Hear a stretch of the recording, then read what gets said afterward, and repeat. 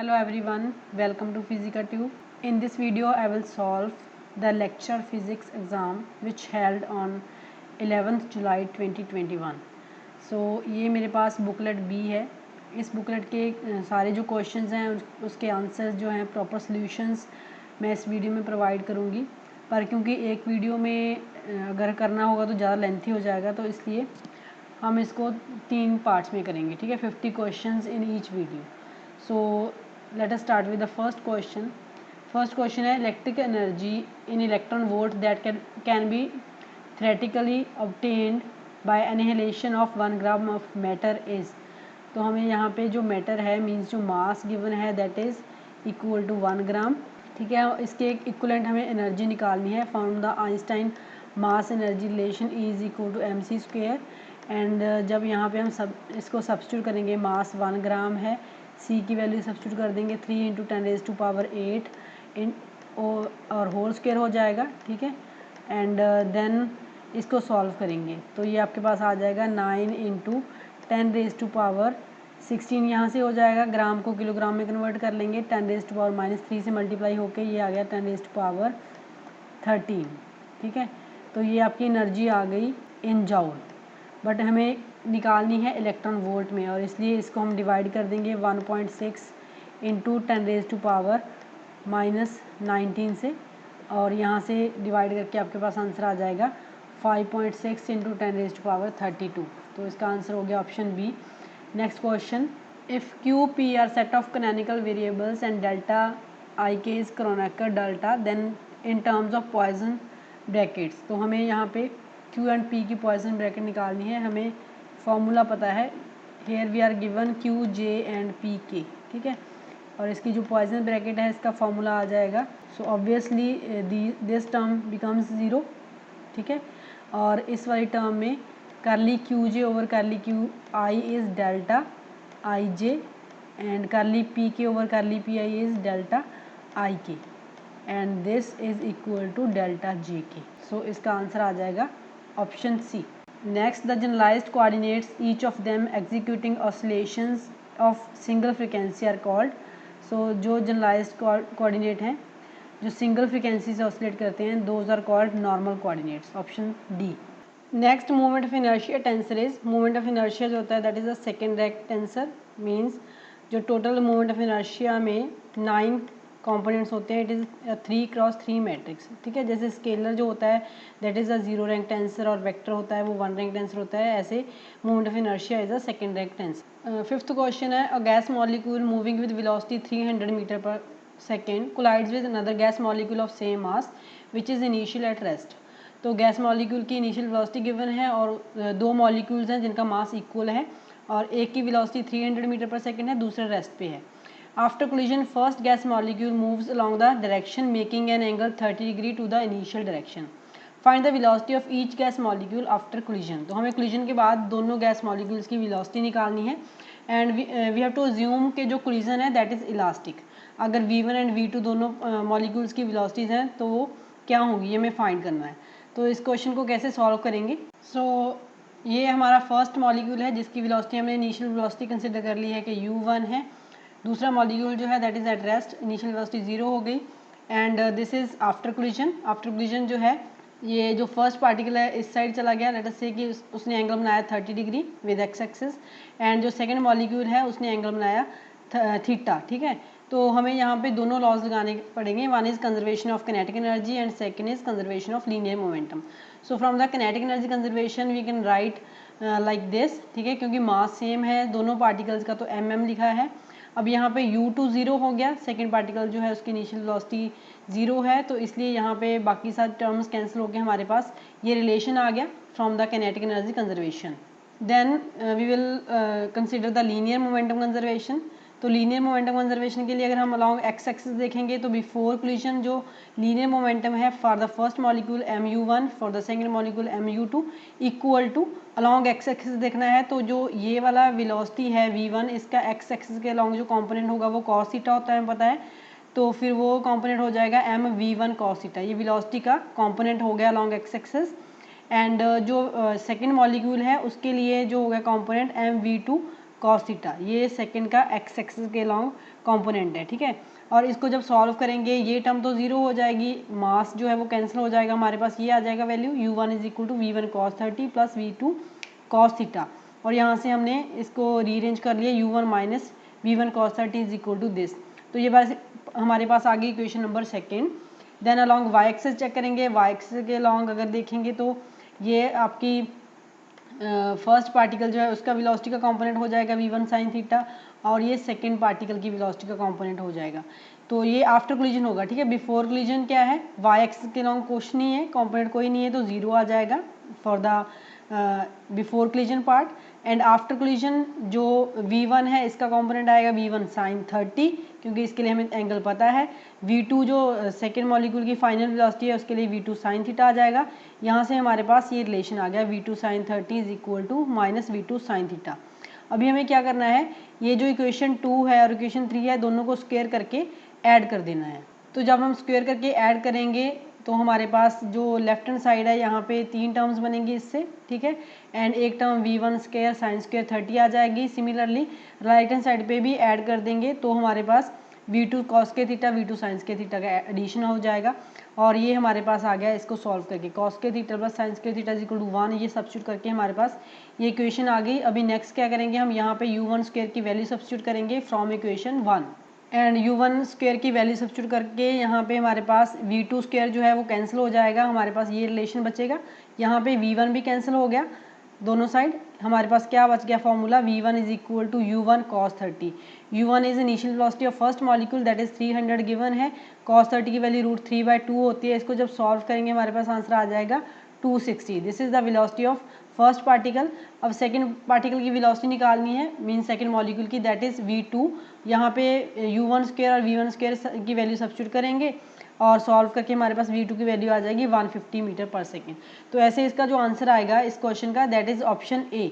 Next है number of coordinates required for specification of single particle in phase space.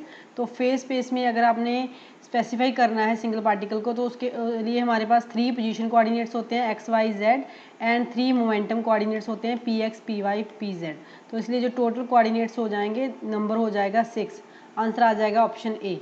Next है if the masses of hydrogen and chlorine atoms are 1 and 35.5 atomic mass unit, the reduced mass of HCl molecule. तो reduced mass जो होता है, if I write is m reduced of HCl, इसका formula है m1 m2 which is mass of hydrogen and mass of chlorine over m1 plus m2। तो m1 और m2 हमें given है, तो जब मल्टीप्लाई करेंगे 35.5 और 1 को तो आपके पास न्यूमरेटर आ जाएगा 30.5 और डिनोमिनेटर आ जाएगा 36.5 एंड ये आ जाएगा, इसके यूनिट आ जाएंगे atomic mass unit.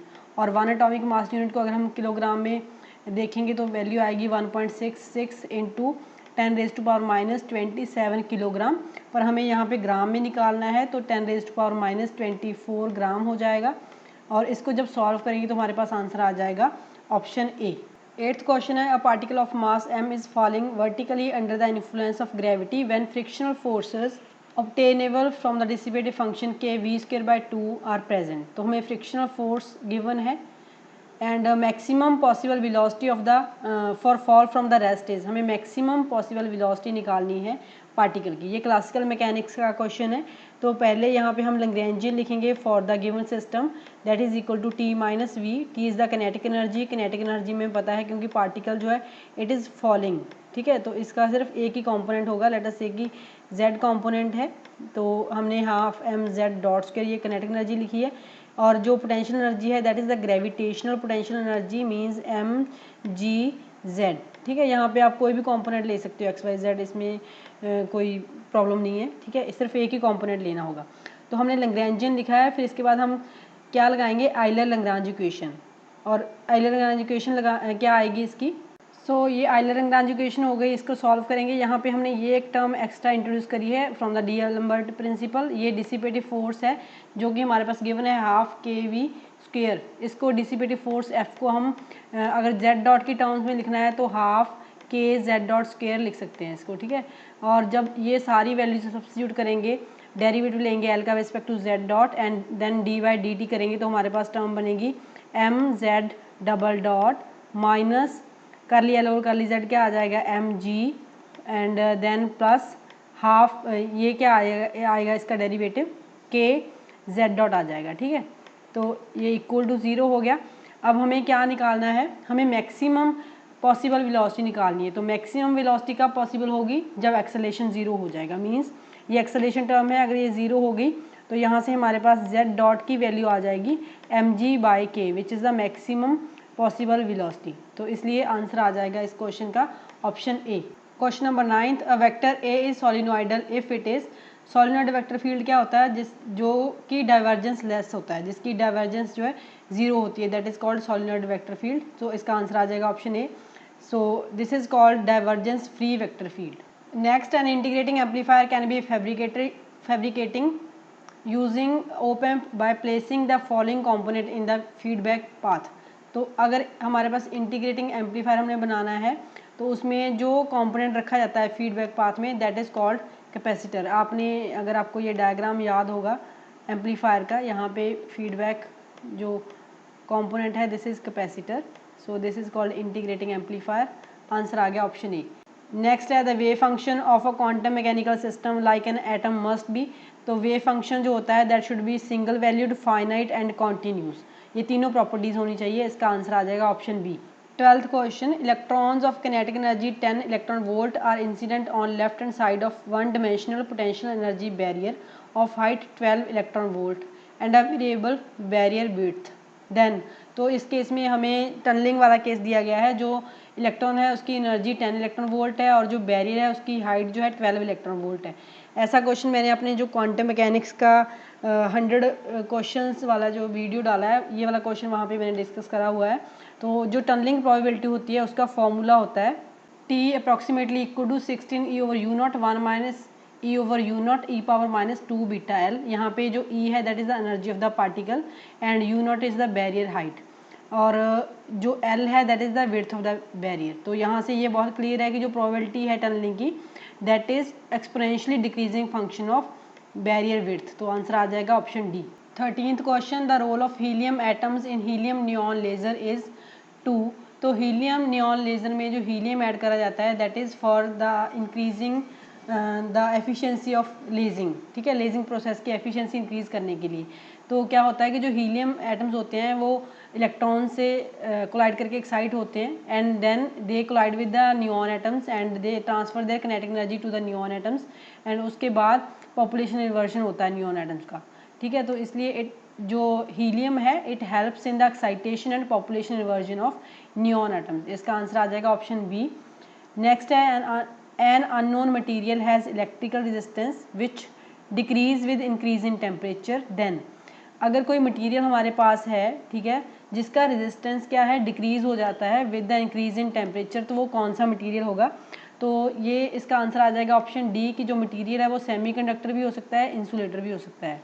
In case of insulator जो कंडक्शन बैंड होता है आपका और जो वैलेंस बैंड है उनमें गैप बहुत ज़्यादा होता है, ठीक है।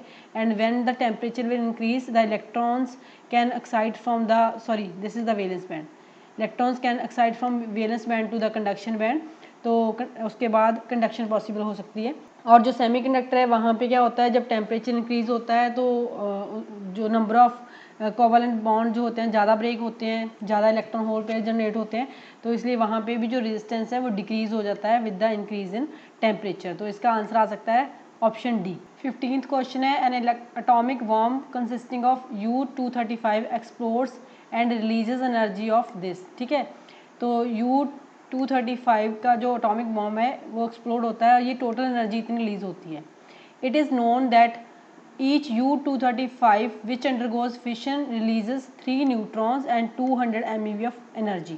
तो एक जो U-235 एटम है उसके लिए जो एनर्जी रिलीज होती है दैट इज़ 200 MeV। तो हमें total number of neutrons release कितने होंगे वो बताना है। तो पहले हम नंबर ऑफ U-235 एटम्स देख लेते हैं, कितने इस फिशन प्रोसेस में जो है कितने U-235 का फिशन होगा, ठीक है, वो हम देख लेते हैं। तो उसको हम कैसे निकालेंगे, जितनी टोटल एनर्जी रिलीज होगी 2 × 10⁻14 जॉल and divide by energy for the single U-235 fission. तो सिंगल एटम के फिशन के लिए कितनी एनर्जी है 200 MeV और MeV को हम जॉल में कन्वर्ट कर लेंगे which is equal to 1.6 into 10⁻⁻13। ठीक है, तो इसको जब सॉल्व करेंगे तो हमारे पास नंबर ऑफ यूरेनियम एटम्स कितने आ जाएंगे, ये आ जाएगा 6.25 इंटू 10⁻24। ठीक है, तो इतने यूरेनियम 235 एटम्स हो जाएंगे जिनका फिशन होगा। और हमें यहाँ पे गिवन है कि एक फिशन से 3 न्यूट्रॉन रिलीज होते हैं, तो टोटल न्यूट्रॉन कितने रिलीज होंगे इसको हम 3 से मल्टीप्लाई कर देंगे। 3 से मल्टीप्लाई करके हमारे पास जो आंसर आएगा that is approximately 1.9 into 10⁻25, option D. Next है during pair production of an electron positron pair by gamma rays the minimum energy of radiations must be. तो हमें पता है कि पेयर प्रोडक्शन में electron and positron pair produce होता है और इलेक्ट्रॉन की जो रेस्ट मास एनर्जी है 0.511 MeV होती है। और अगर इलेक्ट्रॉन एंड पॉजिट्रॉन दोनों रिलीज होंगे मीन्स पेयर प्रोडक्शन में, टोटल एनर्जी कितनी चाहिए होगी फोटोन की, दो डबल कर देंगे इस एनर्जी को, दैट इज 1.022 MeV। तो आंसर आ जाएगा ऑप्शन ए। 17th क्वेश्चन है, a second order phase transition is characterised by. So second order phase transition जो होती है, for example ferromagnetic to paramagnetic substance transition है, या सुपर कंडक्टर में जो ट्रांजिशन होती है that is called the second order phase transition. तो उसमें अगर ग्राफ बनाया जाए with respect to CV and T, ठीक है, specific heat capacity and temperature का, तो वो ग्राफ का जो नेचर है that is discontinuous at T is equal to TC, critical temperature के ऊपर डिसकॉन्टिन्यूटी आ जाती है, this is called lambda transition. तो इसलिए सेकंड ऑर्डर फेज ट्रांजिशन जो है that is characterised by discontinuous change in specific heat capacity, option B इसका आंसर आ जाएगा। नेक्स्ट क्वेश्चन है, the cut off wavelength lambda C for TE20 mode for a standard rectangular waveguide is. तो एक standard rectangular waveguide given है, उसके लिए हमें कट ऑफ वेवलेंथ निकालनी है। इसका जो फॉर्मूला होता है लैम्डा C का that is equal to 2/√m/a whole square plus n/b whole square. क्योंकि रेक्टेंगुलर वेवगाइड है, एक साइड शॉर्ट होगी एक लॉन्ग होगी, तो जो m है that is the number of half wave along the broad side dimension, और जो n है that is number of half wave along the short side dimension. ठीक है, तो यहाँ पे TE20 मोड के लिए जो m है वो 2 है, n की वैल्यू 0 है। जब यहाँ पे सब्स्टिट्यूट करेंगे हम तो हमारे पास जो आंसर आ जाएगा 2 ये स्क्वायर रूट में हो जाएगा 2/a होल स्क्वायर, तो वहाँ से हमारे पास 2/a आ जाएगा, तो लैम्डा C की वैल्यू आ जाएगी a। तो यहाँ पे आंसर बनेगा ऑप्शन C, यहाँ पे स्मॉल a लिखा होना चाहिए था। ठीक है, तो इसका आंसर आ गया ऑप्शन C।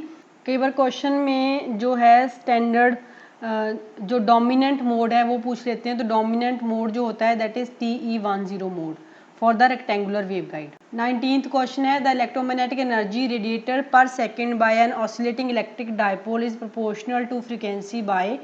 तो ये क्वेश्चन मैंने जो अभी इलेक्ट्रो डायनामिक्स के जो MCQs की वीडियोस डाली हैं वहाँ पे डिस्कस करा हुआ है।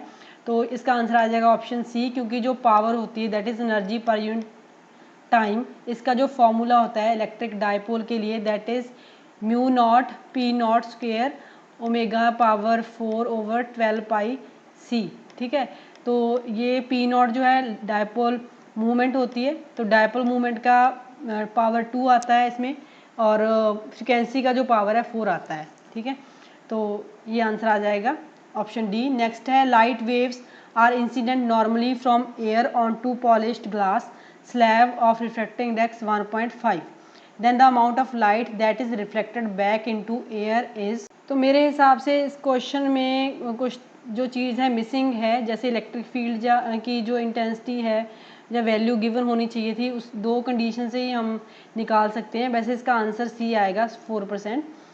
नेक्स्ट क्वेश्चन है, Brewster law for polarisation of light by reflection can be use to determine. तो ब्रूस्टर लॉ जो होता है that is mu is equal to tan I where I is the incident angle, and जब incident angle जो I है Brewster angle के equal हो जाएगा तो उस केस में पोलराइजेशन जो है मैक्सिमम होती है, और ये हमें क्या बताता है mu which is the refractive index. So it is used to determine the refractive index of the medium, option A is correct. Question number 22 है, what type of interaction is responsible for spin orbit coupling? So in case of spin orbit coupling जो electron है इसका एक spin motion होता है and it is also orbiting around the nucleus. So there is an interaction between the spin motion of the electron and the orbital motion. So यहाँ पे जो nucleus है इसका इलेक्ट्रिक फील्ड है एंड जो electron spin कर रहा है it is a moving charge, so it is producing a magnetic field, so it should be an electromagnetic interaction. But इसमें जो ऑप्शन गिवन है कहीं पे भी इलेक्ट्रोमैग्नेटिक इंटरेक्शन नहीं दिया आंसर, तो मेरे ख्याल से इसके जो ऑप्शन हैं उसमें प्रॉब्लम है. इलेक्ट्रोमैग्नेटिक इसका आंसर आना चाहिए. 23rd जो क्वेश्चन है, liquid helium does not solidify even at absolute zero at ambient pressures. So जो लिक्विड हीलियम है वो एब्सोल्यूट ज़ीरो के ऊपर भी सॉलिडिफाई नहीं होता. इसका रीज़न क्या है? The answer is option B, due to large zero point energy. क्योंकि जब टेम्परेचर बहुत स्मॉल हो जाएगा एट एब्सोल्यूट ज़ीरो ऑल्सो, जो लिक्विड हीलियम के जो एटम्स हैं वहाँ पे क्वांटम मैकेनिकल इफेक्ट्स जो है इंपॉर्टेंट बन जाएंगे और the atoms they are having the zero point energy. ठीक है, ज़ीरो पॉइंट एनर्जी होगी means they are having some energy. तो ये जो एनर्जी होती है it prevents the helium atoms from sticking together. तो वो इकट्ठे जब स्टिक नहीं होंगे तो वो लिक्विड ही रहेगा, सॉलिडिफाई नहीं होएगा. ठीक है, तो इसलिए इसका आंसर है because of zero point energy. Next है, Hall effect studies are not performed in metals because. So जो लिक्विड हीलियम है वो एब्सोल्यूट ज़ीरो के ऊपर भी सॉलिडिफाई नहीं होता. इसका रीज़न क्या है? The answer is option B, due to large zero point energy. क्योंकि जब टेम्परेचर बहुत स्मॉल हो जाएगा एट एब्सोल्यूट ज़ीरो ऑल्सो, जो लिक्विड हीलियम के जो एटम्स हैं वहाँ पे क्वांटम मैकेनिकल इफेक्ट्स जो है इंपॉर्टेंट बन जाएंगे और the atoms they are having the zero point energy. ठीक है, ज़ीरो पॉइंट एनर्जी होगी means they are having some energy. तो ये जो एनर्जी होती है it prevents the helium atoms from sticking together. तो वो इकट्ठे जब स्टिक नहीं होंगे तो वो लिक्विड ही रहेगा, सॉलिडिफाई नहीं होएगा. ठीक है, तो इसलिए इसका आंसर है because of zero point energy. Next है, Hall effect studies are not performed in metals because. The answer is option B, Hall effect coefficient is very small. जो हॉल कोफिशिएंट का फॉर्मूला होता है RH is equal to 1/n³ where n is the number density of charge carriers. क्योंकि metals में charge carriers बहुत ज़्यादा होते हैं इसलिए जो हॉल कोफिशिएंट है उसकी वैल्यू मेटल के लिए बहुत स्मॉल हो जाती है. इसलिए वहाँ पे हॉल इफेक्ट स्टडी करना जो है वो थोड़ा मुश्किल हो जाता है. अदरवाइज जो हॉल इफेक्ट है it is used to identify the type of the semiconductor, whether the semiconductor is P type और N type. Question number 25th है, a potential difference of 12 volt is applied across the ends of the intrinsic silicon bar of length 0.6 cm and cross sectional area 0.4 cm square.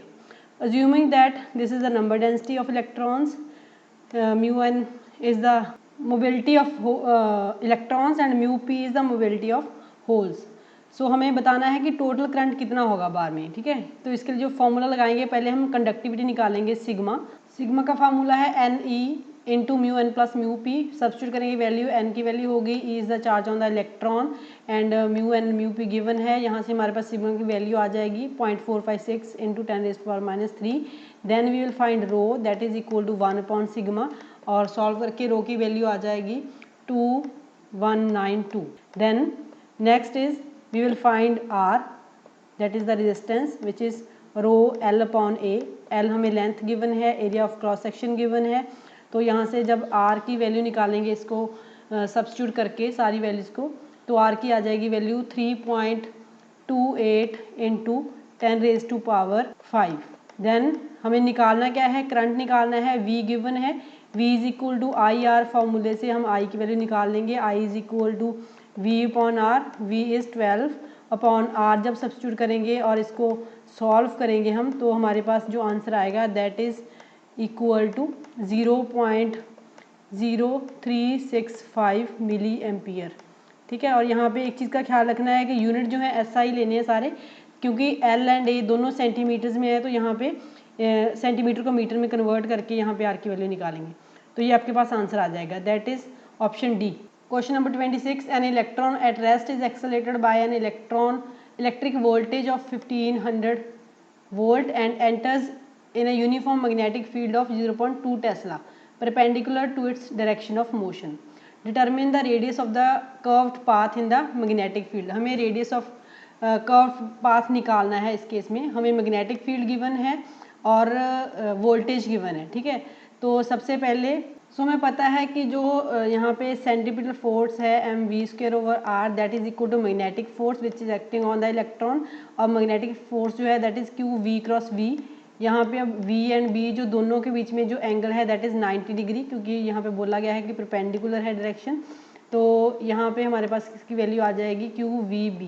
v is the velocity, ठीक है, ये वाली v भी velocity है। यहाँ से हम रेडियस ऑफ द इलेक्ट्रॉन निकाल सकते हैं that is equal to v से v कैंसिल हो जाएगा mv/q_b। अगर इस फॉर्मूले में हम देखें तो हमारे पास मास ऑफ इलेक्ट्रॉन है, चार्ज ऑन द इलेक्ट्रॉन है, मैग्नेटिक फील्ड है, बट वेलोसिटी की वैल्यू हमें यहाँ पे नहीं पता। और क्वेश्चन में हमारे पास 1500 वोल्ट जो है पोटेंशियल डिफरेंस गिवन है, ठीक है, इतना पोटेंशियल के थ्रू जो है इलेक्ट्रॉन मूव करता है। सो हमें पता है कि जब इलेक्ट्रॉन 1 वोल्ट पोटेंशियल के थ्रू मूव करता है तो वो कितनी एनर्जी रिक्वायर करता है, 1 इलेक्ट्रॉन वोल्ट। तो अगर इतने पोटेंशियल के थ्रू वो मूव करेगा तो उसकी जो एनर्जी वो गेन करेगा दैट इज़ 1500 इलेक्ट्रॉन वोल्ट, और वो जो वैल्यू होगी that is the kinetic energy. तो हम यहाँ से ये निकाल सकते हैं कि ½ mv² जो है that is equal to EV, where V is the potential जो अप्लाई हम कर रहे हैं। यहाँ से हम V की वैल्यू फाइंड कर लेंगे, V की वैल्यू आ जाएगी 2eV, ठीक है, ये स्मॉल v है वेलोसिटी, ओवर m, ये स्क्वायर रूट, ठीक है, ये इसकी वेलोसिटी की वैल्यू आ गई।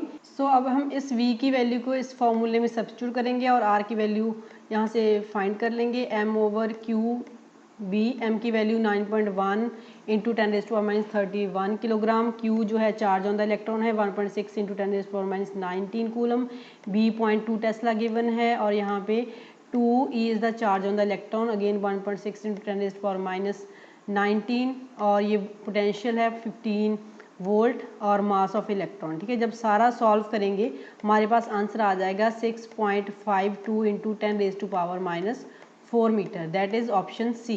Question number 27, the length of a spaceship moving fast was measured by an observer on earth and he reported a value which is half of its proper length, ठीक है। जो spaceship है that is moving with very high velocity, ठीक है, और इस case में क्या होगा, हमारे पास जो लेंथ कॉन्ट्रैक्शन हो जाएगी, हमें स्पीड ऑफ स्पेसशिप फाइंड करनी है।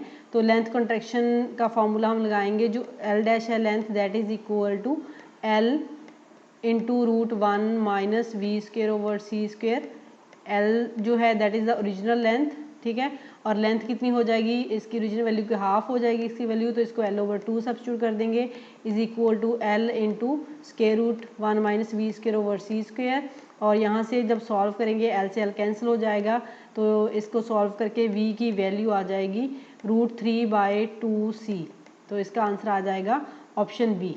Question number 28, amplifier circuits fabricated using MOSFETs have an advantage over those of BJTs because जो एम्पलीफायर सर्किट्स मॉसफेट को यूज़ करके फैब्रिकेट करे जाते हैं उनका जो इनपुट इम्पीडेंस होता है that is very high in the order of mega ohms, जबकि BJT के लिए जो इनपुट इम्पीडेंस है that is in the order of kilo ohms. तो इसका आंसर आ जाएगा option C, because these MOSFETs they have very high input impedance, और जो नॉइस है वो भी मॉसफेट के केस में कम होती है as compare to BJT। Question number 29, microwaves are electromagnetic waves with wavelength of, microwaves की जो वेवलेंथ है दैट इज़ रेंज उसकी है फ्रॉम 1 मिलीमीटर टू 1 मीटर, ठीक है, तो मीटर तक ही जाती है, फ्यू मीटर तक नहीं जाती, तो इसलिए इसके बीच में अगर उसकी रेंज है इट मीन्स कि उसकी वेवलेंथ जो हो गई that is of the order of few centimetres, ठीक है। किलोमीटर और माइक्रोन तो आएगा नहीं क्योंकि ये बहुत ज़्यादा लार्ज वैल्यू है, ये बहुत ज़्यादा स्मॉल है in according to this range, तो इस रेंज के लिए फ्यू मीटर भी नहीं आ सकता क्योंकि 1 मीटर तक ही रेंज है, इसलिए फ्यू सेंटीमीटर ही आएगा, तो इसका आंसर हो गया ऑप्शन बी। 30th क्वेश्चन है, wavelength of photons of energy 20 electron volt, wavelength photon की फाइंड करनी है, एनर्जी गिवन है 20 इलेक्ट्रॉन वोल्ट, एनर्जी हमें पता है E is equal to hc/λ होती है, ठीक है, हमें लैम्डा निकालना है, lambda is equal to hc/E, और यहाँ पे जब हम h की वैल्यू सब्स्टिट्यूट करेंगे, h की वैल्यू है 6.63 इंटू 10⁻34, c की वैल्यू सब्स्टिट्यूट कर दी 20, ये इलेक्ट्रॉन वोल्ट की वैल्यू है, इसको सॉल्व करके हमारे पास आ जाएगा 0.621 इंटू 10⁻⁷ मीटर, और अगर हमने एंगस्ट्रॉम में निकालना है दिस इज 621 एंगस्ट्रॉम, तो आंसर आ जाएगा option C. Question number 31, the magnetic susceptibility of a high TC superconductor compound given है, below its transition temperature is, कोई भी सुपर कंडक्टर जो है विलो द ट्रांजिशन टेम्परेचर, हमें पता है कि मैग्नेटिक फील्ड जो है उसके अंदर ज़ीरो होता है अकॉर्डिंग टू मेसनर इफेक्ट। जो बी की वैल्यू है for normal material that is mu naught H plus M, where H is applied magnetic field, M is the magnetisation. क्योंकि B ज़ीरो हो गया यहाँ पे, तो हमारे पास इस केस में क्या आ जाएगा, B zero is equal to mu naught H plus M, और we can say that H is equal to minus M. Susceptibility का फॉर्मूला होता है chi is equal to M upon H. M की value यहाँ पे क्या आ जाएगी, minus H आ जाएगी, इसलिए ससेप्टिबिलिटी की वैल्यू हो जाएगी -1। सो इसका जो आंसर आ जाएगा that is option A. Question number 32, the lattice constant of a cubic lattice is 4.12 angstrom, then the spacing between 2 0 0 planes are। तो यहाँ पे हमारे पास जो given है that is lattice constant and the Miller indices that is 2 0 0, h k l की value given है और हमें निकालना है spacing। तो इसका जो फॉर्मूला होता है spacing का वो है d h k l is equal to a upon root square root h square plus k square plus l square. a की वैल्यू हमारे पास 4.12 गिवन है और h की वैल्यू 2 है, k एंड l 0 है, तो ये 2 का स्क्वायर जब करेंगे तो 2 आ जाएगा इसको सॉल्व करके, और डिवाइड बाय 2 हो जाएगा 4.12, तो हमारे पास आंसर आ जाएगा 2.06 angstrom. So answer is option C, 2.06 into 10⁻⁻10 metre. Angstrom को यहाँ पे मीटर में लिख दिया है बस, ठीक है। Question number 33, in case of more than one linearly independent wave function belong to the same energy the level is said to be. तो लेवल जो है दैट इज कॉल्ड डीजनरेट। अगर एक से ज़्यादा इंडिपेंडेंट वेव फंक्शन है, linearly independent wave function, और उनकी एनर्जी सेम है तो उनको डीजनरेट बोलते हैं। 34th क्वेश्चन है the approximate kinetic energy of thermal neutrons. Thermal neutrons की कैनेटिक एनर्जी निकालनी है। तो जो न्यूट्रॉन्स की कैनेटिक एनर्जी है लेट अस से के दैट इज इक्वल टू, हमें पता है हाफ mv², ठीक है, इसको हम kn बोल देते हैं। और जो यहाँ पे वेलोसिटी है that is the most probable velocity, that इसका वैल्यू होता है 2kT/m, where k is the Boltzmann constant. और ये v की वैल्यू हम यहाँ पे सब्स्टिट्यूट करेंगे तो जो न्यूट्रॉन्स की कैनेटिक एनर्जी आ जाएगी थर्मल न्यूट्रॉन्स की, उसकी वैल्यू हो जाएगी half m and v² means into 2kT/m, और m एंड 2 कैंसिल हो जाएंगे और हमारे पास जो एनर्जी की वैल्यू बचेगी that is equal to kT, where k is the Boltzmann constant. इसकी वैल्यू होती है 1.38 into 10⁻⁻23 joule per kelvin and into T is the room temperature, उसको हम ले लेते हैं अप्रॉक्सीमेटली 300 केल्विन एंड क्योंकि ये जॉल में है इसको इलेक्ट्रॉन वोल्ट में कन्वर्ट करना है तो 1.6 इंटू 10⁻⁻19 से डिवाइड करेंगे और इसको सॉल्व करके हमारे पास आंसर आ जाएगा 0.0258 इलेक्ट्रॉन वोल्ट। तो इसका आंसर बनेगा option A. Question number 35, the magnetic flux through each turn of a 100 turn coil varies with time t as this. ठीक है, हमारे पास यहाँ पे फाई की वैल्यू गिवन है दैट इज t³ -2t, और हमें निकालना क्या है, हमें induced EMF at t is equal to 2 second, और एक हमारे पास नंबर ऑफ टर्न्स हैं n। तो हमें फॉर्मूला पता है इंड्यूस्ड EMF का that is equal to -n d∅/dt।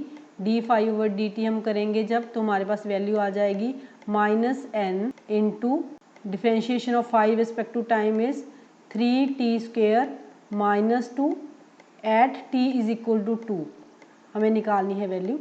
तो जब t की वैल्यू यहाँ पे 2 लगाएंगे और n की वैल्यू 100 करेंगे तो हमारे पास वैल्यू आएगा -100 इंटू ये हो जाएगा 10 मीन्स 1000 हो गया, और ये मिली वेबर है तो मिली के लिए भी यहाँ पे इंटू 10⁻³ से मल्टीप्लाई कर देंगे, इसलिए हमारे पास आंसर यहाँ पे आ जाएगा -1 वोल्ट। सो आंसर हो गया ऑप्शन बी। नेक्स्ट है light emitting diode emits light when. So LED light कब एमिट करता है, जब इलेक्ट्रॉन जो होते हैं कंडक्शन बैंड में से when they combine with the holes in the valence band, तो उस केस में in the form of photons energy release होती है which falls in the visible region. तो इसका आंसर आ गया option D. Question number 37, the heavily damped oscillator will return to its equilibrium position. तो हमारे पास हैवीली डैम्प्ड ऑसिलेटर गिवन है, वो कब अपनी इक्विलिब्रियम पोजीशन में रिटर्न करेगा।